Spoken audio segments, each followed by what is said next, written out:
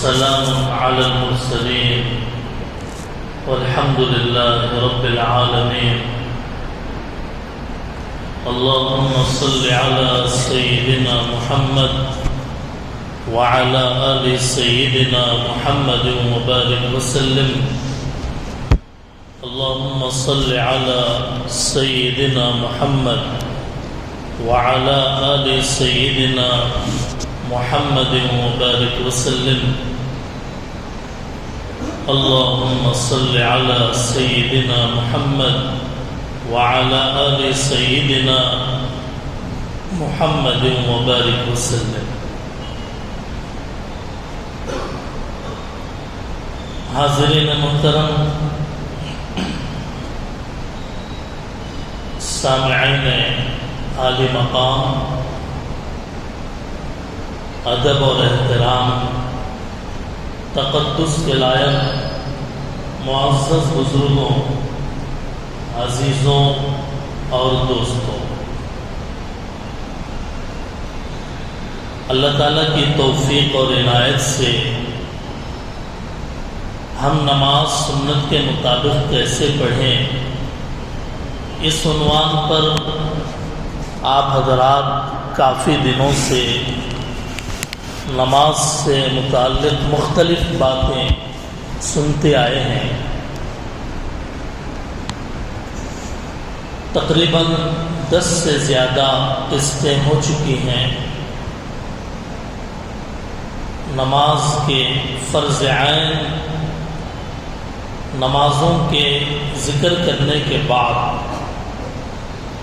ہم نے فرض کفایہ جنازے کی نماز کو بھی تفصیل سے بیان کرنے کا ارادہ کیا، اور الحمدللہ 3-4 جمعے انسان کے سکرات کی حالت سے لے کر مر جانے کے بعد اس کے ساتھ کیسا سلوک کرنا چاہیے، اس کے غسل دینے کا طریقہ کیا ہے، میت کو نہلانے کا طریقہ، میت کو کفنانے کا طریقہ کیا ہے، اور پھر میت پر جنازے کی نماز پڑھنے کا طریقہ کیا ہے، جنازے کی نماز پڑھنے کے بعد مسجد سے لے کر جانے کا طریقہ، لے کر جاتے وقت کاندھا کیسے دینا چاہیے یہ، اور قبرستان میں لے جانے کے بعد میت کو قبلے کی جانب سے قبر میں اتارنا چاہیے. اور پھر یہ بھی بیان کیا گیا کہ قبر میں میت کو رکھتے وقت بسم اللہ وعلی ملت رسول اللہ دعا پڑھنا چاہیے. جن حضرات کے ہاتھوں میں میت ہے وہ جب زمین پر رکھیں گے، اس پر قبر میں جب رکھیں گے یہ دعا پڑھنا ہے. یہ سارے جز بجز باریک باریک باتیں اس لیے عرض کی جا رہی ہیں کہ ہماری زندگی شریعت اور سنت کے مطابق ہو جائے. بچہ پیدا ہو تو اس کے ساتھ اسلام کے احکام کیا ہیں لکھا ہوا ہے. آدمی کا جب انتقال ہو تو اس کو کیسے قبرستان میں تدفین کے مرحلے تک لے جانا ہے، یہ بھی ہمارے اسلام میں شریعت میں کھول کھول کر لکھا ہوا ہے. اور یہ اردو، عربی، فارسی کی کتابوں میں موجود ہے. آج کل لوگوں کے یہاں وقت نہیں ہے پڑھنے کے لیے. عربی زبان میں مطالعہ وہ تو مشکل ہے، عربی آتی نہیں ہے. اردو زبان میں چلیے کسی حد تک مطالعہ کر سکتے ہیں. تو بہرحال کہنے کا مطلب یہ ہے کہ اس عنوان کو اتنے گہرائی کے ساتھ اسی لیے بیان کیا جا رہا ہے تاکہ ہمیں پتہ چلے کہ کس وقت ہمیں کیا کرنا ہے۔ قبر کی قسمیں کتنی ہیں؟ گزشتہ جمعہ قبر کھودنے کی قسمیں دو، ایک صندوقی قبر جو ہمارے یہاں کھودی جاتی ہے نرم زمین ہونے کی وجہ سے، اور ایک بغلی قبر، لحد اس کو کہتے ہیں عربی میں لحد کہتے ہیں، اردو میں بغلی قبر کہتے ہیں۔ یہ قسمیں بھی بیان کی گئی۔ اور جب میت کو قبر کے اندر داخل کر دیں گے تو میت کو لٹانے کا طریقہ عام طور پہ اس کے اندر چوک ہوتی ہے۔ کتابوں میں یہ لکھا ہوا ہے، بنیۃ المستملی، الفتاوی الہندیہ، جس کو عالمگیری بھی کہتے ہیں، بڑی بڑی فقہ کی کتابوں میں ہے کہ میت کو دائیں کروٹ لٹانا چاہیے، قبلے کی طرف رخ کر کے میت کو دائیں کروٹ لٹانا چاہیے۔ یہ افضل طریقہ ہے، دائیں کروٹ لٹانا افضل ہے۔ اگر دائیں کروٹ نہ لٹائیں بلکہ ہلکا سا گھمائیں، پورے طور پر نہ لیٹیں بلکہ ہلکا سا گھمائیں اور چہرہ قبلے کی طرف کریں، یہ بھی جائز ہے، یہ بھی جائز ہے، لیکن افضل طریقہ وہ ہے کہ دائیں کروٹ لٹانا۔ یہ ایک بات۔ میت کو لٹانے کے بعد تختے رکھے جاتے ہیں،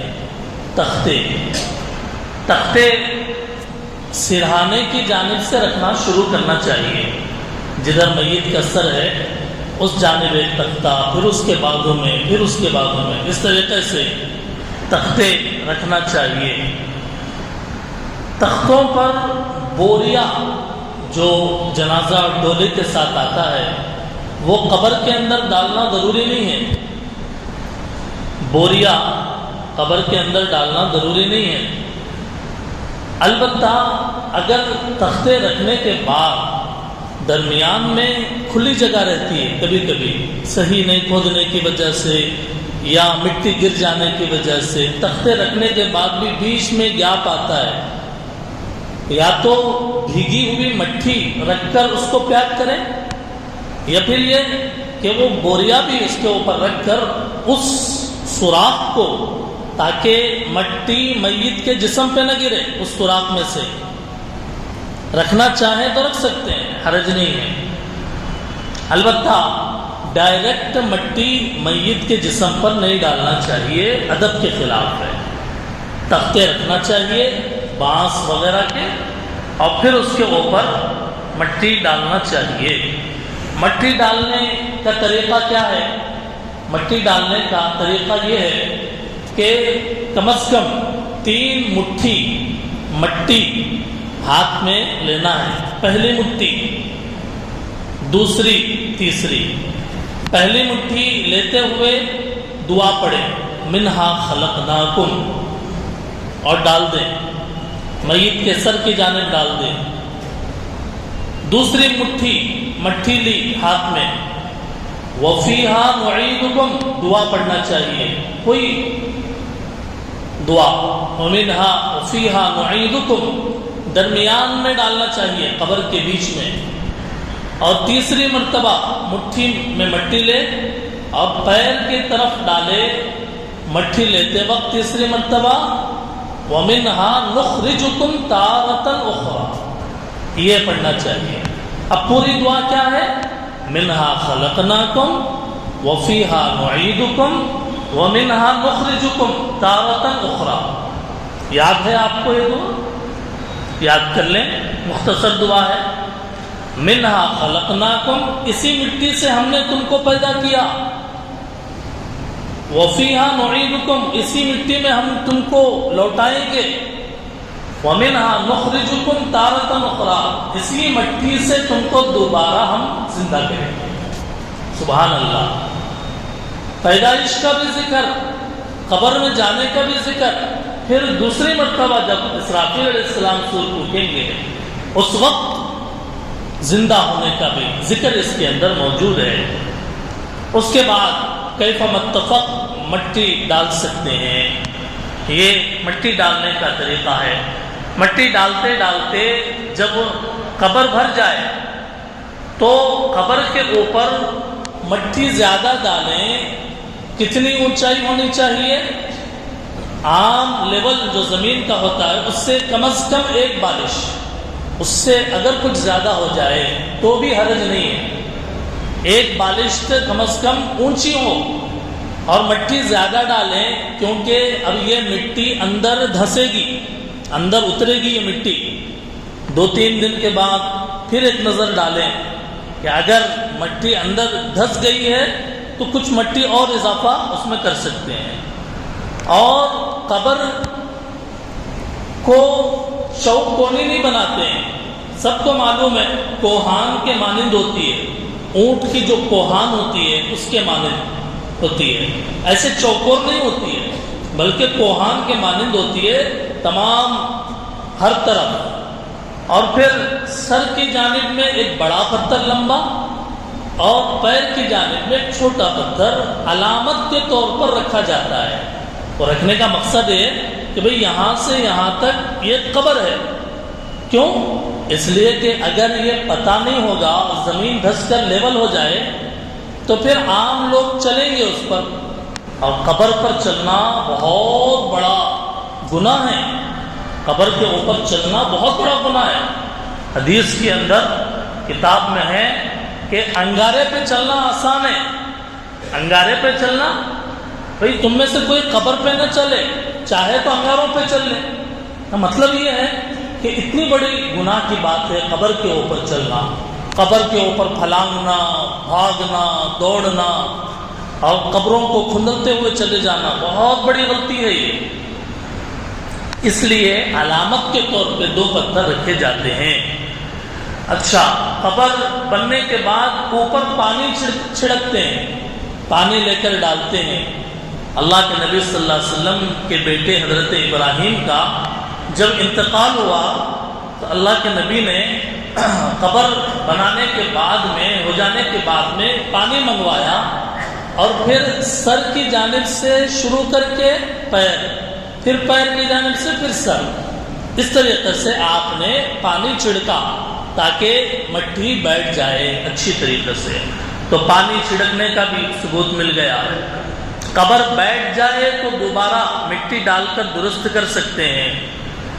اب قبر تیار ہو گئی تو اس کے بعد میت کے سر کی جانب کھڑے ہو کر سورہ بقرہ کیا ابتدائی آیتیں پڑھی جاتی ہیں، الف لام میم ذالک الکتاب لا ریب فیہ سے واولئک ھم المفلحون تک۔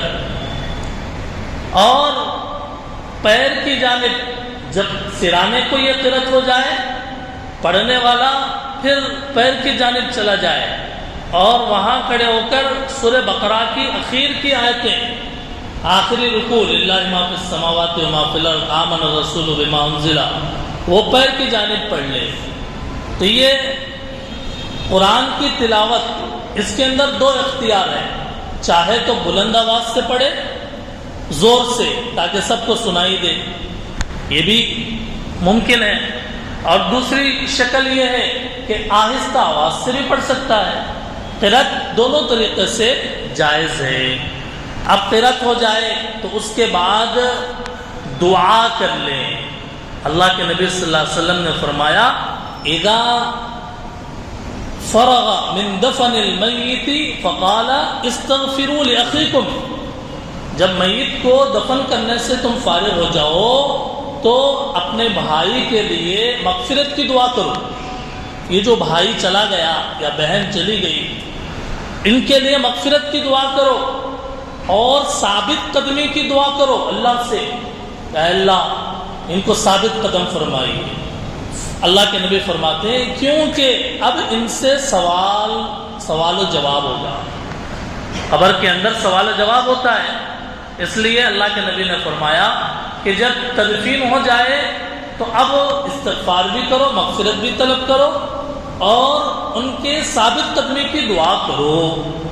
اب دعا کرنے کے اندر دونوں اختیار ہیں کہ ہاتھ اٹھا کر بھی دعا کر سکتا ہے اور ہاتھ اٹھائے بغیر بھی دعا کر سکتا ہے۔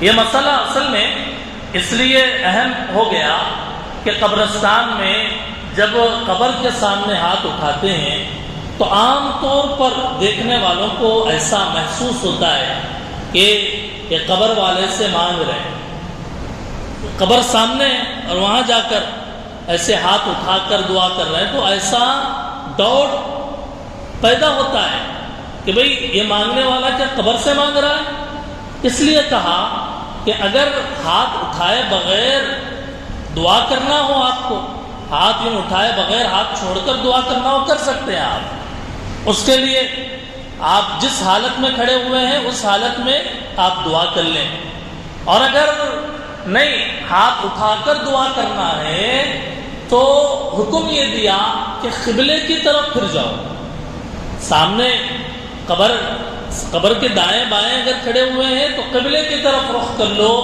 تاکہ دیکھنے والوں کو ڈاؤٹ نہ رہے کہ بھئی یہ جو تازہ جنازہ آیا ہے اس سے کوئی مانگ رہا ہے، بلکہ قبلے کی طرف رخ کرنے سے وہ ڈاؤٹ کہ قبر والوں سے نہیں مانگ رہے اللہ سے مانگ رہے ہیں وہ ختم ہو جائے گا، وہ ڈاؤٹ قبلے کی طرف رخ کرنے سے۔ یہ بات کلیئر کرنی تھی۔ ہاتھ اٹھا کر دعا کر سکتے ہیں، نہیں بھی کر سکتے ہیں، ہاتھ چھوڑے کر بھی دعا کر سکتے ہیں، اور بہتر ہے کہ قبلے کی طرف رخ کر کے آدمی دعا کرے۔ تدفین کے بعد میں قبر پر اذان دینے کا معاملہ بہت ساری جگہ آپ نے دیکھا ہوگا کہ تدفین ہونے کے بعد میں قبر پر اذان دیتے ہیں۔ قرآن اور حدیث اور فقہ کی کسی کتاب میں کوئی ایسی روایت، کوئی ایسی بات نظر سے نہیں گزری کہ جس میں اذان دینا ثابت ہوتا ہو، کوئی ایسی روایت حدیث نہیں ہے کہ قبر پہ اذان دینا چاہیے۔ دوسری بات یہ ہے کہ اذان دینے کا مقصد یہ ہے کہ اذان نماز کے لیے بلانے کے لیے حی علی الصلاۃ، آؤ نماز کی طرف، حی علی الفلاح، آؤ کامیابی کی طرف، اور اذان کی وجہ سے شیطان دور بھاگتا ہے۔ اسی لیے کہتے ہیں اگر کسی کو کوئی بھوت پریت نظر آئے، شیطان یا کوئی ایسے ڈراؤنی چیز نظر آئے، مکان میں نظر آئے، اذان دو۔ بھوت پریت نظر آئے، اذان دو، کیونکہ شیطان اذان کی آواز سن کے بھاگتا ہے۔ لیکن قبر پر اذان دینے کا کوئی حکم، کوئی روایت نظر سے نہیں گزری ہے۔ اسی طریقے سے قبر تدفین ہو گئی، قبر کو پختہ بنانا، جیسے سیمنٹ اینٹ وغیرہ رکھ کر بالکل چبوترے کی طرح یا قبر کو پختہ بنانا، اس سے حدیث کے اندر صاف منع کیا گیا ہے۔ مسلم شریف کے اندر روایت ہے حضور نے قبر کو پختہ بنانے سے اور اس پر بیٹھنے سے منع فرمایا۔ اس لیے قبر کو پختہ یعنی سیمنٹ وغیرہ ڈال کر پختہ نہیں بنانا چاہیے۔ جو حضرات مکے و مدینے کی حاضری جن کی ہوئی ہے، اللہ سب کو یہ نصیب کرے دولت، وہ جنت المعلی میں مکے میں، جنت البقیع مدینے میں دیکھا ہوگا، جنت البقیع میں کیسی قبریں، کچی قبریں ہیں، پکی قبریں نہیں ہیں، بالکل مٹی کی قبریں، صاف، بڑے بڑے محدثین، بڑے بڑے صحابہ، بڑے بڑے ازواج مطہرات ہیں، لیکن قبریں بالکل سادی بنی ہوئی ہے۔ تو یہ قبر کو پختہ نہیں بنانا چاہیے۔ اچھا، قبر پر کتبہ لگانا، کتبہ جس کے اوپر نام لکھا ہوا ہو اور جس کے اوپر تاریخ لکھی ہوئی ہو، کتبہ لگانا، تو اگر ایسا محسوس ہو کہ قبر کی علامات ختم ہو کر قبر کا کوئی نام و نشان باقی نہیں رہے گا، ایسے وقت میں قبروں کی حفاظت کے لیے کتبہ لگانا جائز ہے، کتبہ لگانا جائز ہے۔ تدفین ہونے کے بعد، دفن کے بعد وہاں تھوڑی دیر ٹھہرنا چاہیے۔ حدیث کے اندر کیا آیا ہے؟ حدیث کے اندر یہ آیا ہے کہ جب تدفین ہو جائے تو تم وہاں اتنی دیر ٹھہرو جتنی دیر میں اونٹ کو ذبح کر کے اس کا گوشت تقسیم کر دیا جائے۔ اونٹ کو ذبح کر کے گوشت تقسیم کر دیا جائے۔ کتنا ٹائم لگے گا؟ تیزی کے ساتھ اگر کیا جائے تو اس لیے جو میت کے خاص رشتہ دار ہیں، خاص گھر کے بیٹا ہے، باپ، ایسے تو خاص ہے، بالکل عام لوگ تو چلے جائیں گے دعا کے بعد، خاص ہے وہ تھوڑی دیر وہاں قبرستان میں رہے اور اپنے مرحوم کے لیے، مرحومہ کے لیے دعا کرتا رہے اور قرآن پڑھ کر ان کو بخشتا رہے۔ تو یہ تدفین کے بعد ٹھہرنا کچھ دیر، جتنی دیر بشاشت کے ساتھ 20-25 منٹ، آدھا گھنٹہ، جتنا اللہ تعالیٰ موقع فراہم کرے وہاں ٹھہر کر دعا کرنا چاہیے۔ اور اب ان کو پیسہ کام آئے گا کیا؟ مرنے والے کو، مرنے والا بڑا کروڑ پتی ہے، اس کے بڑی جائیدادیں ہیں، بڑے پلاٹیں ہیں، اس کے کاغذات لا کر خبر میں دینے سے اس کو کچھ نفع ہوگا؟ کوئی نفع نہیں ہوگا اس کو۔ قبر میں جانے کے بعد آدمی کو بس نیکیاں کام آئیں گی، نیکیاں، ثواب کام آئے گا، اس کے علاوہ دنیا کا کوئی پیسہ، روپیہ، دولت اور کوئی کاغذات بھی کام نہیں آئیں گے۔ اس لیے اپنے مرنے والوں کے لیے زیادہ سے زیادہ ایصال ثواب کرے، زیادہ سے زیادہ ایصال ثواب کرے۔ ایصال ثواب کرنے کے لیے پیسہ خرچ کرنا ضروری نہیں ہے، ایصال ثواب کے لیے پیسہ خرچ کرنا ضروری نہیں ہے۔ ایصال ثواب آپ قرآن پڑھ کر بھی کر سکتے ہیں۔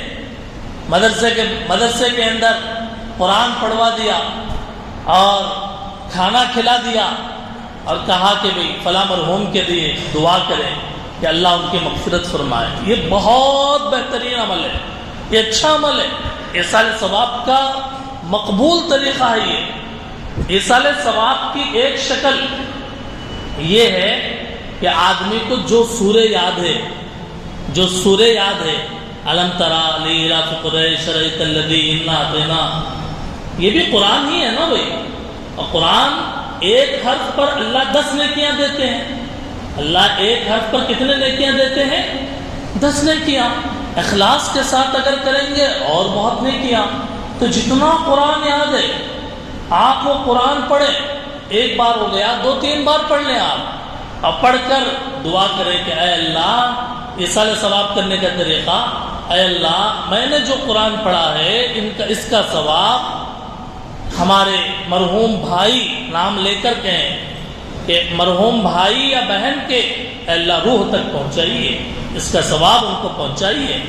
اس کے لیے حدیث کے اندر شرح الصدور کتاب ہے، اس کے اندر 3 روایتیں ہیں۔ ایک روایت سے یہ پتہ چلا کہ ایصال ثواب کرنے کے لیے سورہ قل هو اللہ احد سب کو یاد ہوتی ہے، 10 مرتبہ قل هو اللہ احد کا سورہ 10 مرتبہ پڑھ کر اپنے مرحومین کو اس کا ثواب پہنچائے۔ دوسرے سورہ فاتحہ، سورہ اخلاص اور الہاکم التکاثر، الہاکم التکاثر حتی زرتم المقابر، یہ سورہ بھی پڑھ کر ہم مرحومین کو ثواب پہنچا سکتے ہیں۔ ایسے ہی سورہ یاسین پڑھ کر بھی ایصال ثواب کریں۔ بہتر ہے کہ سورہ یاسین چھوٹی بک ہے، بک میں تیلگو میں انگلش میں آتی ہے، آپ وہ لے کر اگر بیٹھ کر پڑھ لیں گے تو 20-25 منٹ میں ناظرہ دیکھ کر پڑھنے والا اٹک اٹک کر وہ مکمل کرے گا۔ حافظ صاحب ہیں جی، قرآن کا یاد ہے، اس کو 5 منٹ لگیں گے اس کو سورہ یاسین پڑھنے میں۔ عام آدمی ہے، نادرہ خواہ ہے، دیکھ کر پڑھنا ہے، اٹک اٹک کر آدھے گھنٹے تقریباً مکمل ہوگا۔ تو اس لیے جو ہے ایصال ثواب کریں، مختلف صورت ہے۔ ایصال ثواب کا ایک طریقہ قرآن کی تلاوت۔ ایصال ثواب کا دوسرا طریقہ کہ صدقہ خیرات، 10 روپے نکالا، کسی غریب کو دے دیا، کوئی بھوکا پڑا ہوا تھا جی، اس کو کھانا کھلا دیا۔ سردیوں کا موسم ہے، فٹ پاتھوں پہ، چبوتروں پہ، ادھر ادھر بس اسٹانڈوں کے ایریوں میں، اسٹیشنوں کے ایریوں میں رات کے سناٹے میں، سرد اور کڑاکے کی سردی میں بہت سارے غریب فقیر ایسے ہوتے ہیں جو وہ سردی برداشت نہ کر کے کپ کپا رہے ہوتے ہیں. آپ ایک چادر 100-200 روپے کی یا آپ اچھی سے اچھی چادر لا کر اس کو اڑا دیں گے، تو یہ بھی ایصال ثواب کا ایک طریقہ ہے. جی غریبوں میں پیسہ بانٹنا اور جو ہے کپڑے تقسیم کرنا، ضرورت کے حساب سے. بھوکا ہے اس کو کھانا کھلائیں، اور اگر لگے کہ یہ شراب پی سکتا ہے پیسے دینے کی وجہ سے، اس کو پیسے نہ دیں، اس کی ضرورت پوری کریں. ایسے ہی ننگا ہے اس کو کپڑے پہنائیں، اور ارادہ یہ کریں کہ اللہ اس کا ثواب مرحوم کو پہنچائے. یہ ایصال ثواب کا دوسرا طریقہ. ایصال ثواب کا ایک طریقہ کہ اپنے مرحوم کے نام سے، مرحومہ کے نام سے کسی علاقے، محلے، بستی، گاؤں، مسجد، مدرسے میں اگر بورنگ کی ضرورت ہے، بور کی ضرورت ہے، تو آپ اس بور ڈالنے کا جو خرچہ ہے وہ برداشت کر لیں. اس سے جب تک پانی نکلتا رہے گا اور سیراب ہونے والے سیراب ہوتے رہیں گے، اس کا ثواب مرحوم کو پہنچتا رہے گا. یہ بھی ایک اچھا طریقہ ہے کہ ایصال ثواب. اور بھی بہت سارے طریقے ہیں.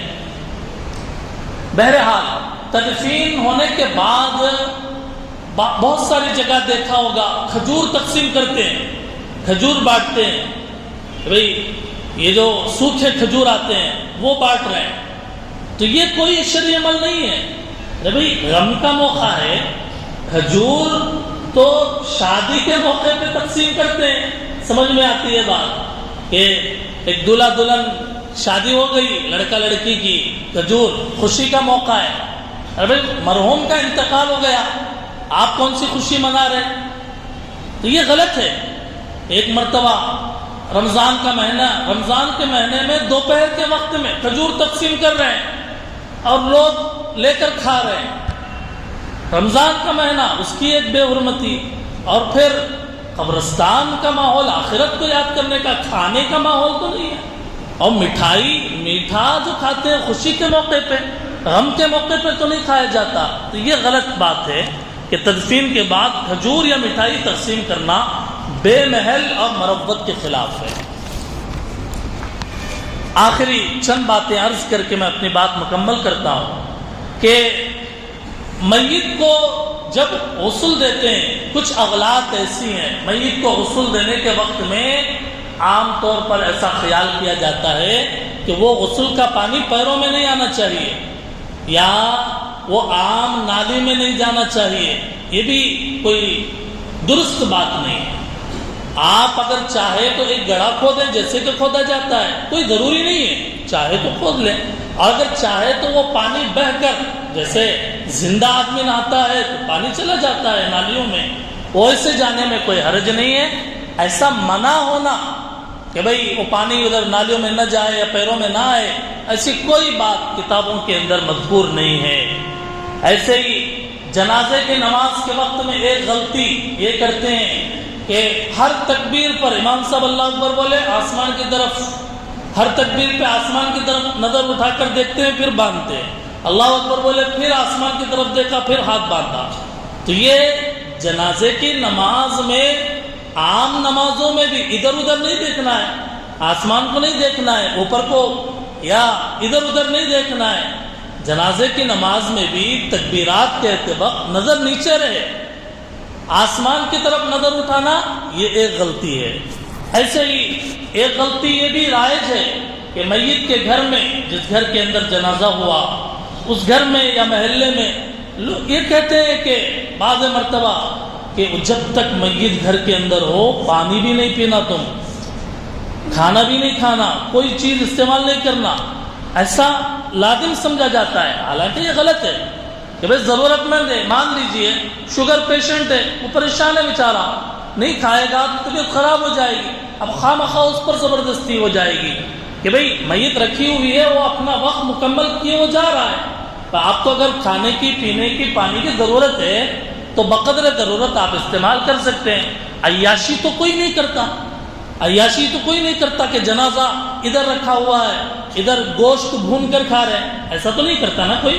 پھر ضرورت اگر ہے تو اس کا استعمال کرنے کے اندر کوئی مذائقہ نہیں ہے. ایسا سمجھنا کہ میت اگر گھر کے اندر ہے تو کھانا پینا منع ہے، یہ درست نہیں ہے. ایسے ہی ایک بات یہ مشہور ہے کہ اگر بیوی کا انتقال ہو گیا تو خاوند یہ کہ جنازے کو چھوئے بھی نہیں، وہ جنازے کو کاندھا بھی نہ دے. تھوڑے لوگوں کے یہاں ایسا رواج ہوتا ہے کہ بھئی بیوی کا انتقال ہو گیا تو خاوند جنازے کے چھو بھی نہیں سکتا، اٹھا بھی نہیں سکتا. یہ سمجھنا غلط ہے.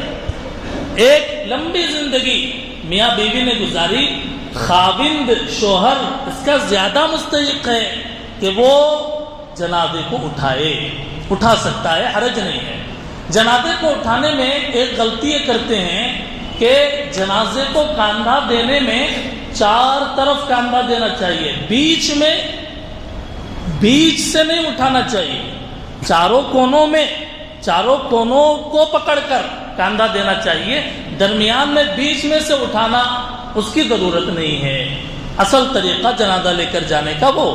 ایسے ہی اگر کسی خاتون کا انتقال ہو گیا، کسی شوہر کا انتقال ہو گیا، اب بیوہ ہو گئی عورت، تو بیوہ کے لیے حکم یہ ہے کہ جس گھر کے اندر رہتے ہوئے شوہر کا انتقال ہوا ہے، اب وہ بیوہ ہے، بیوہ شوہر کے انتقال کے بعد 4 مہینے 10 دن عدت گزارے. کتنے دن؟ 4 مہینے 10 دن.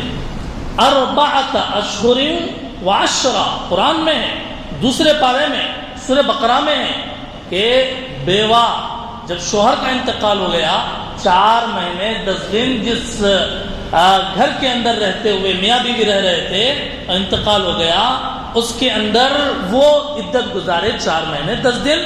شوہر کے گھر میں رہے گی، باہر نہیں نکلے گی بلا ضرورت، اور نامحرم سے پردہ کرے گی، بناؤ سنگار نہیں کرے گی، گھر سے نکلنے سے پرہیز کرے گی. یہ ایک موٹی بات تھی.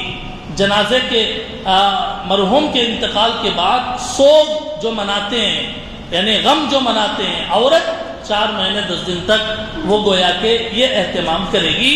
یہ تقریباً باتیں اللہ کے فضل و کرم سے مکمل ہوئی. ہم نماز سنت کے مطابق کیسے پڑھیں کے عنوان پر فرض کفایہ جنازے کی نماز سے متعلق یہ ابھی تک جتنی تفصیلات بیان کی گئی ہیں مکمل ہوئی ہیں. اللہ تعالیٰ سب لوگوں کی عمروں میں برکت عطا فرمائے، سب کو لمبی حیات نصیب فرمائے، عافیت کی زندگی مقدر فرمائے. حقیقت یہ ہے پتھر کی لکیر کی، جیسے سورج کا نکلنا یقینی ہے، آسمان کا سر پہ ہونا یقینی ہے، مرنا بھی ایسے ہی یقینی ہے سب کے لیے، ہر ایک کے لیے. نہ یہ انبیاء اس سے مستثنا ہوئے اور نہ اولیاء اس سے مستثنا ہوئے. ہر انسان کو جانا ہے، آخرت میں اللہ کے سامنے پیش ہونا ہے. قبر کے گڑھے میں سب کو رکھا جائے گا. کام وہ آئیں گے جو نمازی ہوں گے، روزے دار ہوں گے، عبادت گزار ہوں گے، اللہ سے ڈر کر جینے والے ہوں گے، دوسروں کا حق مارنے والے نہ ہوں گے بلکہ اللہ کے آگے گڑ گڑانے والے ہوں گے.